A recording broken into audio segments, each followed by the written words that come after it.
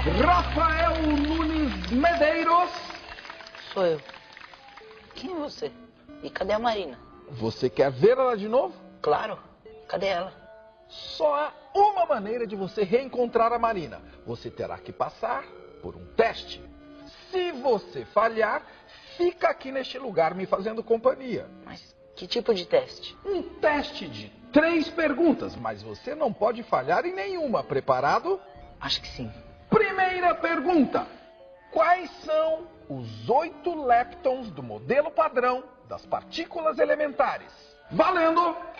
Os leptons são elétron, neutrino do elétron, muon, neutrino do muon, tal, neutrino do tal.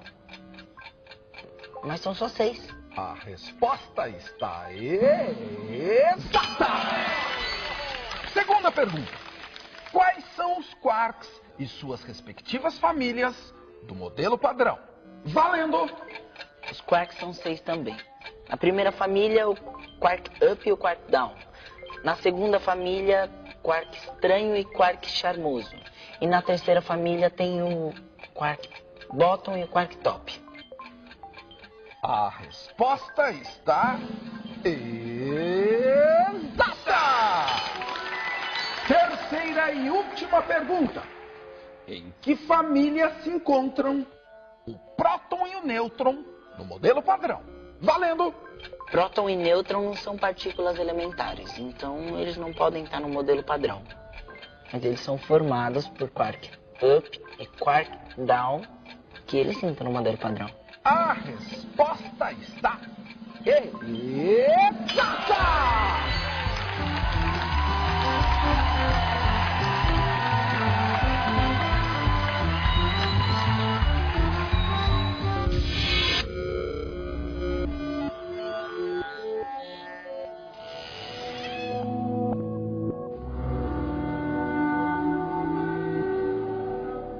Lembrou, Rafa? Marina! Quais são os bósons mediadores que faltam? Eu não sei nem o que é bóson mediador. Como é que você não sabe o que é um bóson mediador, Rafa? Ah, desenhar ele sabe.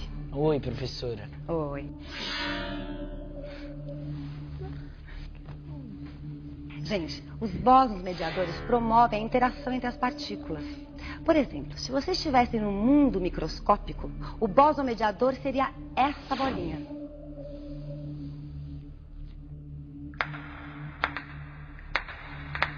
É ela que faz a interação entre vocês.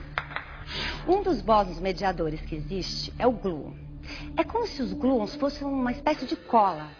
Os gluons são eles que unem os quarks up com os quarks downs para formar os prótons e os nêutrons. E eles formam a matéria. Os prótons e os nêutrons formam os núcleos dos átomos e os átomos formam a matéria ao nosso redor. Os gluons são as partículas intermediadoras da força nuclear forte. E chama forte porque é forte mesmo? Essa força que une os quarks é muito poderosa. Tanto que ainda nenhum quark isolado foi observado. Eles só existiram assim livres no universo primordial. Que louco isso. Olha, os quarks fazem parte da matéria e os antiquarks da antimatéria. Como assim? Olha, no início do universo, a matéria e a antimatéria foram formadas na mesma proporção. Aí não se sabe bem por quê, mas com a evolução do universo, a antimatéria foi suprimida. Ah, agora entendi. E hoje, o nosso mundo ele é formado essencialmente de matéria. Mas a antimatéria permeia o mundo nas reações subatômicas. É incrível tudo isso, professora. Não é? Olha, a formação de um quark com um antiquark se chama meson. Meson? Existem vários tipos de meson. Um deles é o meson pi. E um dos responsáveis pelo descobrimento desse meson pi foi um físico brasileiro chamado César Lattes. Que orgulho, hein? E quais são os outros bósons mediadores? Ah, esse aí é o fóton. O fóton é a partícula intermediadora da força eletromagnética, que é a força que existe entre as partículas carregadas eletricamente, como o próton e o elétron no átomo de hidrogênio. O que aconteceu? Os fótons. Gente, não se esqueçam. Os fótons são os bósons mediadores da força eletromagnética. E o gluon é o bóson mediador da força forte. Mas tem também a força gravitacional, não tem? Claro que tem. E tem mais alguma? Tem a força fraca. Olha, Todos os fenômenos da natureza são regidos por essas 4 forças. A força forte, a força fraca, a força eletromagnética e a força gravitacional. E o que é força fraca? A força fraca é responsável pelos fenômenos radioativos. E qual é o bóson mediador da força fraca? Na verdade, são 3. É o bóson W-, o bóson W+, e o bóson Z0. Agora todas as caixinhas estão cheias. Mas e a força da gravidade, professora? É a força de atração entre 2 porções de matéria. É por causa dela que a gente não sai voando por aí, Rafa. Porque rola uma força de atração da Terra pra gente e da gente pra Terra. Olha, Maria, não preciso te falar uma coisa. Também rola uma força de atração entre eu e você. Professora, mas rola uma força de atração do Sol pra Terra? É, a força gravitacional existe entre o Sol e a Terra e entre a Terra e o Sol. Viu, gato? Rafa! Bom, gente, voltando às partículas. Além do gluon, do fóton, dos bósons mediadores W+, W-, Z0, existe um outro bóson, só que ele não é mediador. É o bóson de Higgs, que é o tesouro que os cientistas precisam descobrir. Por quê? Porque, segundo a proposta desse cientista inglês, o Peter Higgs, essa partícula seria responsável por dar massa a todas as outras partículas. Como assim? Acredita-se que, nos primeiros instantes da criação do universo, as forças estavam todas unificadas e as partículas não tinham massa. Não tinham massa? Mas massa não é aquilo que a gente pesa? Não, massa é a quantidade de matéria e energia. E o que nos interessa é saber a origem da massa. Mas voltando à origem do universo, quando a força fraca se separou das outras, os seus bósons mediadores entraram num campo, o chamado campo de Higgs, e aí ganharam massa. Nossa, interessante. Mas o fóton, por alguma sutileza, permaneceu sem massa. O modelo padrão agora está completo. É, a parte das partículas, sim. Agora falta a parte das antipartículas. Gente, assim como existem os leptons, existem os antileptons. Por exemplo, um dos tipos de lepton que existe é o elétron.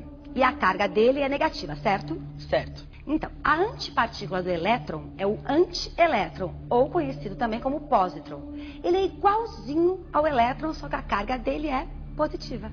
Bom, dos antiquarks a gente já falou. Existem antibósons também? Olha, dos fótons e dos Z0 não, mas dos outros existem sim, Rafa. Parece que na física subatômica as regras têm suas exceções, né? Olha aqui, galera. Bom, gente, olha, eu vou indo. Tchau. Tchau, professor.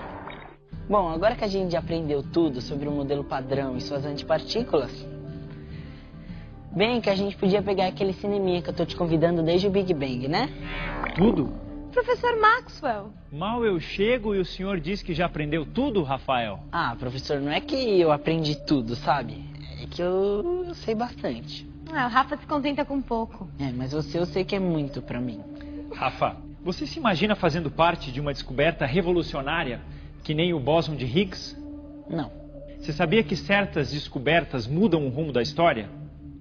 Você lembra do Bohr e do modelo atômico? Ah, foi ele que apresentou esse modelo atômico que nós conhecemos hoje, com as camadas dos elétrons.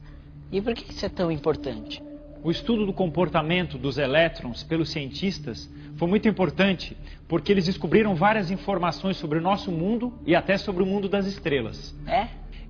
O Bohr imaginou que o átomo de hidrogênio era formado por um núcleo carregado positivamente e um elétron carregado negativamente, orbitando em torno dessa carga central. Ele imaginou que os dois tinham cargas de valor igual e por isso o átomo era eletricamente neutro. Certo. Nesse modelo, ele criou uma série de órbitas possíveis para acomodar o elétron. Essas órbitas eram círculos concêntricos. O elétron só poderia se mover em uma dessas órbitas.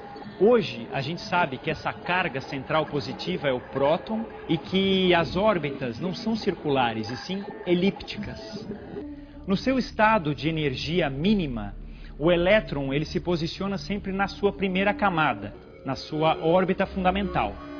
Para mudar de órbita, ele precisa ganhar energia. Essa energia pode ser dada por um fóton externo. Isso aí eu sei bem. Mas a tendência é que o elétron permaneça na sua camada fundamental. Ou seja, ele tende a voltar para sua órbita. Toda vez que ele volta, ele libera energia na forma de luz. Quando essa luz é registrada numa chapa fotográfica, é revelado o espectro de emissão daquele elemento químico.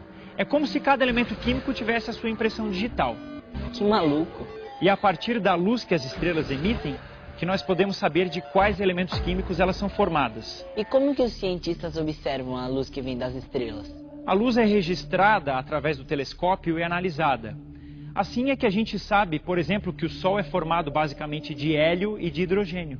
Estudar coisas tão pequenas para entender coisas tão gigantes como o universo.